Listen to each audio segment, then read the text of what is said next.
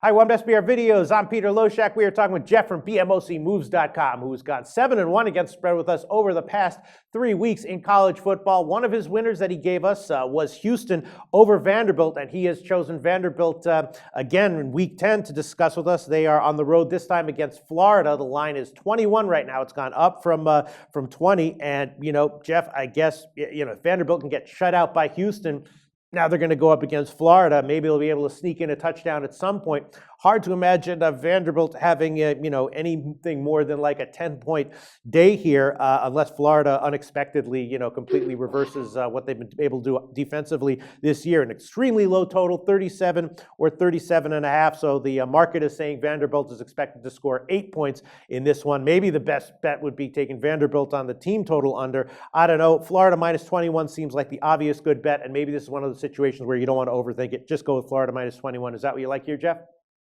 Yeah, it's funny, Peter. You mentioned will Vanderbilt score 10. I have written down here, will Vandy score 10? Question mark. I've piled it on this team. I mean, obviously I had them last week. I had the other side against with Houston. You look at Florida here. I thought maybe this would be a little bit of a letdown game after that win last week. But you look at Florida. They're at home. With a win, they clinched the SEC East, so I don't really see any sort of letdown. You mentioned Houston. I mean, this is a top 10 defense, right? Florida, we're talking here. You look at Vanderbilt. I mean, they've scored over 17 points just once, and that was against an FCS team. FBS, they haven't scored over 17 this year.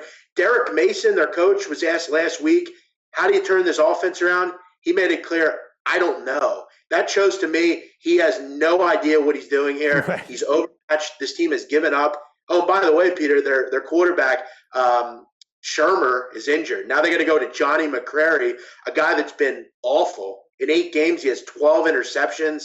And Florida has 18 takeaways with a turnover differential of plus 13. This is a bad spot for Vanderbilt. They've given up. Now you got to go on the road to the Swamp and face a team in Florida who is playing really good football. I mean, their defense is fantastic.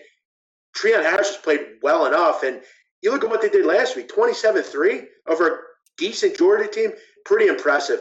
Vanderbilt's not going to score 10 points here. I have this one at 31-7, maybe 34-9. I think this is a blowout. I'll pile it on Vandy. They've been a good go against this year. Give me Florida minus 21. I don't think it's even close. All right, Jeff, you've given us a bunch of winners this year on big favorites that kind of fall into the don't overthink it category, and we might have another one here. Florida currently minus 21. Could easily see this one closing closer to 24. We'll see. Jeff from BMOCmoves.com. Tell us about your website. No need to overthink college football, Peter. I mean, the lines speak for themselves.